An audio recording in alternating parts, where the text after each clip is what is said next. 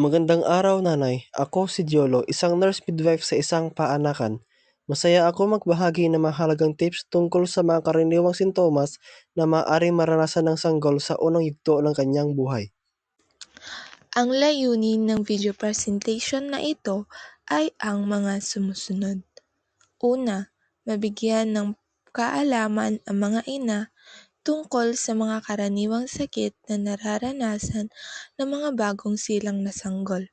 Pangalawa, maituro ang mga palatandaan at sintomas ng sakit upang mapansin agad ito ng mga ina. Pangatlo, mabigyan ng mga tamang hakbang at rekomendasyon upang maiwasan at matugunan ang mga sakit na ito sa mga bagong silang na sanggol. Ang mga bagong silang na sanggol ay maselan at madaling maapektuhan ng iba't ibang sakit. Mahalagang malaman ng mga ina ang karaniwang sakit, mga palatandaan, at kung paano ito maiiwasan upang mapanatili ang kalusugan ng kanilang anak. Ubo at sipon ay karaniwang sakit sa mga sanggol na maaaring magdulot ng kahirapan sa paghinga at pagkain. Ang mga sintomas ay maaaring kasama ang runny nose, pag-ubo at bahagyang lagnat.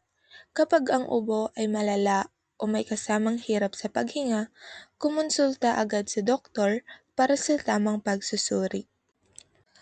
Kabag o colic ay isang kondisyon kung saan ang sanggol ay biglang umiiyak ng matindi at tila hindi mapatahan, kadalasang sa gabi. Ang mga palatandaan ay ang paghihigpit ng tiyan at pagbaluktot ng mga binti. Para makatulong, subukang hilutin ng dahan-dahan ang tiyan ng sanggol o ilagay siya sa isang posisyong komportable. Lagnat ay maaaring senyales ng impeksyon o sakit. Kung ang temperatura ng iyong sanggol ay umabot sa 38 degrees Celsius o mas mataas, mahalagang magpatingin agad sa doktor. Iwasang bigyan ng gamot na hindi inirerekomenda ng pediatrician. Pagtatae o diarrhea ay isang seryosong kondisyon na maaaring magdulot ng dehydration sa sanggol. Ang mga sintomas ay watery stool at pamumutla. Kung mapansin ito, siguraduhing madalas siyang pinapadede at magpatingin agad sa doktor. Rashes o pantal ay maaaring sanhi ng diaper rash, heat rash o allergic reaction. Kung ang mga pantal ay tila kumakalat o namumula ng husto, mainam na kumonsulta sa pediatrician para sa tamang paggamot. Mahalaga ang tamang aksyon sa bawat sakit. Narito ang mga rekomendasyon. Una, panatilihing malinis ang kapaligiran.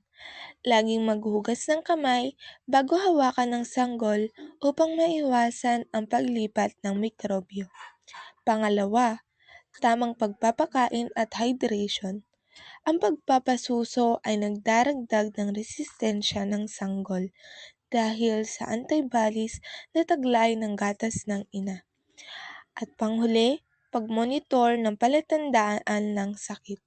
Maging mapanuri sa mga sintomas tulad ng pamumutla, hindi karaniwang pag-iyak o kakulangan sa gana sa pagkain.